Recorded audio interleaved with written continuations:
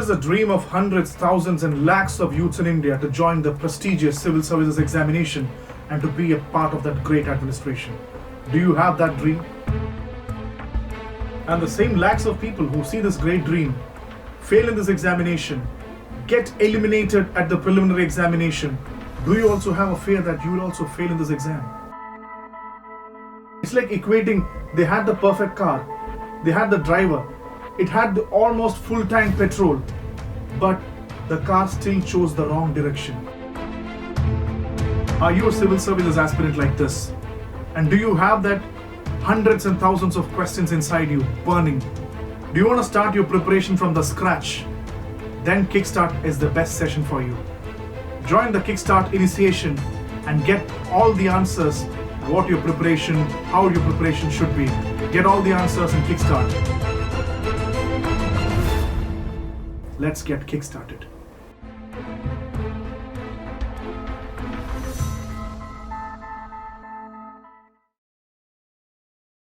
Since we have decided to start preparing for the civil services exam, it's always an exciting thing to do. Because when you dream of clearing this examination and you've decided that, maybe we can call it as a dream day or a golden day when you decide that, yes, I'm going to do this. I'm going to write this exam and I'm going to clear this exam and I want to be a bureaucrat. That's something with so much conviction. That's a happy thing also. And after that, that is why we call it as step 1. And we call the step 1 as first thoughts and first actions. We'll tell you how it works. Because everybody starts with a lot of excitement. And at one time you really feel that, yes, I'm going to be that bureaucrat. I want to join the services, and you dream a lot that one day you'll become that. And that's a lot of dream together. And on top of the dream also, you also have a lot of fear in your mind. When you say that, oh, this is the toughest examination, as people say, the toughest examination in the world. How am I going to clear this exam? Am I capable enough to clear this? So at one side, you also have a lot of doubts also. So this is what you call as the first step of any aspirant. The point is, your geography doesn't matter. You start from any background that you come from any part of India. This is almost the first starting point of every aspirant who wants to join the civil services, who starts his or her preparation. This is exactly how it goes. So that's why we called it first action, first step. And now I'll tell you how this first action, first steps is going to work out. This whole thing is going to work through what is called as the syllabus. And for all the people, at least from the YouTube videos and from the seniors, you must have heard that syllabus is something that will define your preparation in the first time. I'm not discarding it, that is absolutely correct. Syllabus is one such thing. That is the first guiding light when you start preparing for the civil services. And people even say that, I've seen seniors, I've seen my senior brothers, sisters who actually are preparing for the exam. I've seen syllabus being stuck on their wall because they want to see it every time, because it's stuck on their walls in the study table so that they see it every time. All these are good things, but have you understood why people do this?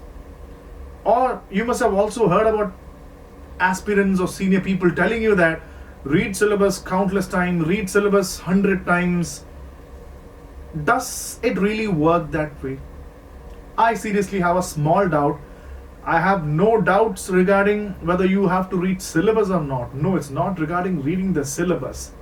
But I have a small doubt the way how you should approach syllabus should change. That is something that we want to change. Everything, right from sticking the syllabus in front of your study table or reading it 100 times, the rationality or the logic of doing this is the same. But I want you to do something else also. When you read the syllabus, that is the first thing, because that is what we call as the first thoughts, first actions. You have to take out the syllabus of this examination and know how this examination works. And I know that all the people watching this are starting your preparation from basic scratch. You must have completed your graduation in any of the disciplines as recognized by UPSC, and you come from different backgrounds, just like we say the nation India. You come from different states, but you work for same purpose. So you need to know the exam. So you must have heard it, but still, the examination, the first actions, first steps, you need to know all these things. You need to find out how this examination works. So syllabus, we are going to decode this whole thing through the help of the syllabus. So keep the syllabus away. And I'll tell you, this examination, as you know, is divided into three important parts: the preliminary examination, the mains examination, as well as the interview or the personality test. So three important aspects to be noted. And in preliminary examination, just like we say, we have two papers. One is paper 1, paper 2. In the first paper, we have general studies. That means your awareness on general knowledge is being tested. You have questions coming from different areas, which we'll discuss. And in the paper 2, you have CSAT. It basically deals with aptitude. Questions on basic numeracy, numerical skills, English comprehension, passages, decision, all these aspects which basically test your critical thinking, etc. So it is a aptitude paper which now is only qualifying. So in paper 1 you have 100 questions, and one question carries 2 marks, so you get 200 marks for this 100 questions. And since a few years, it's an old story, because previously 2 papers used to be counted. Now you have only one paper, that is a general studies or GS paper 1, and out of that 100 questions, 200 marks, only your marks in that is being calculated. So people might ask, why should I write the paper 2? Because paper 2 is just qualifying in nature. That means it contains 80 questions with 2.5 marks. That means it makes a total of 200. That means you have to only clear this paper. Even that, lot of people coming from non-science, non-engineering, non-medical background, or who have no idea about, or have some small fear when the name maths comes, people have such problems solving such papers. So that is why, due to a very popular demand, this is only kept as a qualifying paper. So what happens is, in the preliminary examination, that is a first phase, 2 papers coming here, only 1 paper's mark is being calculated for you to get an entry to what you say as the second round of examination. And as you know, lakhs of people, right, there's close to over 1 million people or 10 lakh people roughly appear for the examination, and out of that, say 10,000 or less than 15,000 people make it to the second level or the mains examination. And the preliminary examination was basically MCQ. That means you can really showcase or display your bubbling skills. You have ABCD options. You need to bubble one answer. And second, you go to the mains examination. It's a series of written examination. Once you have done your MCQ, you have to write paper. That means all the papers are descriptive. So for a beginner person, you know that it's basically descriptive papers. And you have a lot of papers, like we have for 300 marks, you have a compulsory paper, a regional language in India. That means a language that is being depicted or mentioned in the 8th schedule of the Constitution. You need to pick a regional language and you need to write that. And you have a compulsory paper for English also, which is also, you have to write that paper. That means a regional language plus English. And you have an essay paper for 250 marks, where you have to write 2 essays. And previously it was 1 essay, and now it is 2 essays. So you have to write an essay. Then we have the general studies paper, which is called as the GS paper 1, GS paper 2, GS paper 3, GS paper 4. So these are the GS papers apart from the essay. And after that, you have to take an optional subject. You have the optional paper also. Previously it was 2 optionals, and now you have only 1 optional subject to study. You can select the optional subjects. You have a huge list in the syllabus also, because syllabus is something that we are discussing in first actions, first thoughts. So in the syllabus also, because every time UPSC releases its notification, you can get the whole updated things in the notification. It's always important to see the notification and take the syllabus from the UPSC original notification. In that you will see a long list of around 24, 26 subjects. You can either take one optional as your favorite optional, a paper where you believe that you can really do well. So pick out that optional paper and you can write two papers for that, paper 1 and paper 2 for the optional papers. So you must have seen that you need to write a regional language, you need to write the English language, essay paper, GS paper 1, 2, 3, 4 and the optional papers 1, 2. Sounds very exhaustive, but this is a descriptive paper or the most important step of civil services exam, because out of lakhs of people, if you manage to qualify or get into the next stage, your preliminary mark was not taken into consideration, or that does not carry over to the second stage. But the marks that you score in the mains examination, if you score a very good marks in the mains examination, you get your entry ticket to the interview or the personality test. And mind you, the marks that you scored in the mains examination is carried away into the interview, and in the interview, the personality test, you'll be awarded marks and they'll combine both the marks. That is how you have the final list coming. If you qualify that list also, then you are in the newspapers, you are in the TV media as a new young civil servant. That's the story. That's a fascinating and beautiful journey. Sounds very good, very dreamy. But what is the first step? We are in the first steps, the first thoughts, first actions. So just check out the new. I'm not telling into the nitty-gritties of each and every paper, how much this counts. No, you need to check the notification, check the syllabus and find out. So this is the level or the stages of the examination. And let's take the syllabus, which we have just kept it out. Let's take the syllabus. And I want to just take you to the same debate we started this whole session. That means sticking the syllabus, reading it countless times. This is something that people have always done.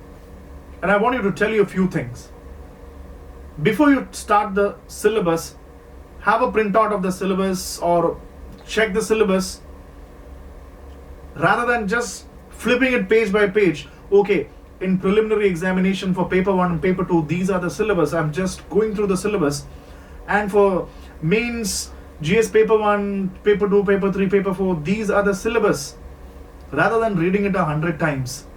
I think the key point or the first step lies how to use that syllabus wisely. Now you know how the examination works, and now I think you should know how to use the paper wisely. There lies the biggest success element. So here comes the concept of a tracker. What do you mean by a tracker? You need to make a tracker. That means while you read the syllabus, make sure you create a small table in a piece of paper when you do that thing.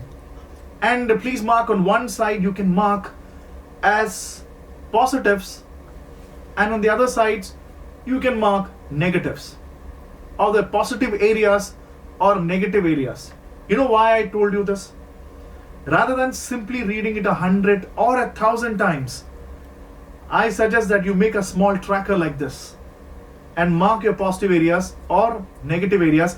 It is for a particular learning, because you may come from different background. You may be a doctor, you may be an engineer, you may be a historian, or you come from an economist background, you may come from a sociology, psychology, English literature, engineering, any background. But what matters is, normally people say if you come from a medical background, oh, your medical science and your biology areas will be very strong. That is a fact. But that doesn't mean that maybe while in your school, you must have really liked, or you must have had a great passion for history. And you anyway become a doctor, but that doesn't mean that your passion for history is gone. That is why the point is, when you read the syllabus, you should know which are your favorite areas, or which are your areas where you need to work more, or where you need to have a thought oh, I don't know this area, I need to work more to increase my knowledge in that area. And the first step, it is always important to know that what are my strengths, what are my weaknesses. So when you read the syllabus, you see that history of India, positive. Economics, they talk about the economy, Indian economy. Negative, because I don't have that kind of an idea in economy. You read geography, negative. In the preliminary examination, you go environment. Yes, I like environment. You put that. Science and technology. Yes, I put it. Read through the whole syllabus of prelims. Make a separate tracker for prelim. Make a separate tracker for mains. While you create this tracker, what happens is, at the end of the day, you take the syllabus and you actually see it. And you know what happens? You get a clear-cut idea. Okay, these are the areas which I have an interest. At least I have some basic idea. If you talk about history, yeah, I know about Battle of Panipat. I've read it. I have a liking for that. Environment, yeah, I like environment because I basically like earth, green animals, flora, fauna, etc. I have a basic passion for that. And you see the negative side, or the negative side where you need more work. You see that Indian economy. I have no idea about the economy. I never had an idea about the economy. You know why I chose economy? Because that happens with most of the aspirants. They don't like economy because they find it very difficult to write economy. So I have no idea about the economy. And so. In preliminary areas, you find out which are the most important areas that you have a strength. And the areas where you need to work more. Do it for mains also. Then you will find out. Okay, these are the areas which I am very confident about. And while you do negative areas, these are areas which I haven't even heard about in my life. What does that mean? I haven't even heard about them. I think you don't have to worry. It is going to work. You can slowly work on them. So this is the importance of creating a tracker. So while you read the syllabus, create that track or a tracker with you, because it is always nice to know which are my strengths, which are my weakness. So this is first actions, first thoughts, etc. And before we wind off, I think you will start doing or decoding your syllabus like the way I told you. Then it is as equivalent as you have read 100 times. Because there is a small test that I want to do. Test yourself. That is the only thing that you want to say. Test yourself. You should test yourself, because after reading the syllabus, anyway, we expect that after reading the syllabus, the points of the syllabus are actually in your head. And I want you to take a small test. Ask a question, or maybe ask someone to ask questions from the syllabus. Women empowerment. The moment you hear women empowerment, you should find out, okay, women empowerment is a part of the syllabus. In which paper is it actually coming for the mains? Is it coming for prelims? Is it coming for mains? Yes. Which paper? Paper 1, paper 2, paper 3. Indian society. Is it coming in paper 1, paper 2, 3, 4? Globalization, self-help group, environmental crisis, climate change. You hear a news about in the new the President of India, a new ordinance is being coming. So you find out the President of India, governor, which paper is it coming? This is the small test in the first step that you have to do. Read the syllabus, create the tracker in such a manner that when you hit a question, or when something hits your mind, a random area, you should clearly know that yes, this is coming in this syllabus, this part of the paper. That is the first level of clarity that you have to have. So it is not about reading the syllabus 100 times, 1000 times, sticking in front of your doors, veranda, hall. No, that doesn't work. What matters is what is the level of retention that you can take from the syllabus. That is the key point. So in the first step, first actions, first thoughts, what I want to tell you is create the tracker and do this test. If you can really crack it, I think you're qualified enough to move on to the next step.